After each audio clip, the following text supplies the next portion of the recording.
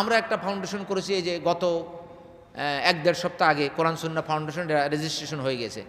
বিভিন্ন জায়গা থেকে মানুষ কিভাবে সংবাদ পাচ্ছে, আমার মেয়ের এই হয়েছে, অনেকে দেখা যাচ্ছে যে রক্ত ছবি দিচ্ছে, এই ছবি দিচ্ছে, এরকম পাঠাচ্ছে আমাদের কাছে যে আমি খুব কষ্টে আছি, একটু হাসপাতালের টাকা দেন, এই দেন সেই দেন।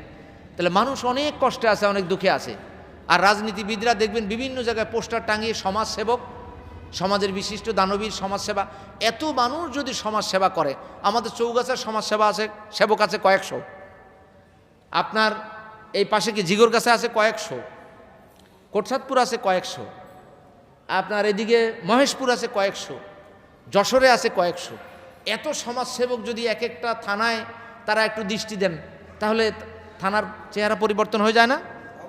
হয়ে যায় কি না? সমাজসেবকরা খালি পোস্টারের সমাজসেবক, ঠিক না বলেন? অধিকাংশ সমাজসেবকই পোস্টারের সমাজসেবক। এই দেখবেন সামনে আপনার ঈদ আসছে, ঈদের আগেই দেখবেন বহুত সমাজসেবকের শুভেচ্ছা।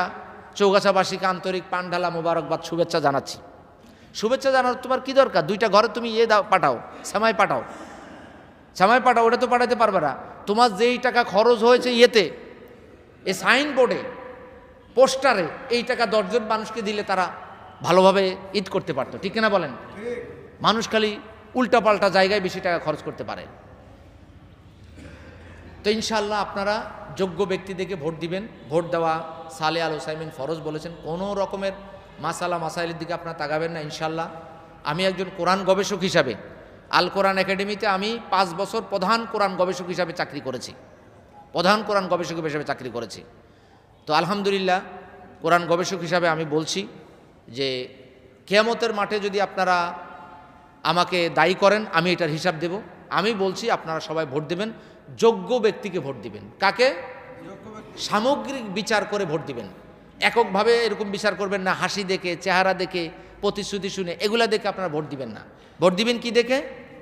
যোগ্যতা দেখে, সামগ্রিক বিচার করে, এবং দেশের জন্য পরিবর্তন হয়, ভালো একজন আসতে পারে, ভালো সরকার আসতে পারে, আমাদের দেশে কোরআনের আইনগুলো যেন চালু হতে পারে, এরকম ব্যক্তিকে ভোট দেওয়া যাবে না ইনশাআল্লাহ। আল্লাহ আমাদেরকে তৌফিক দান করুক।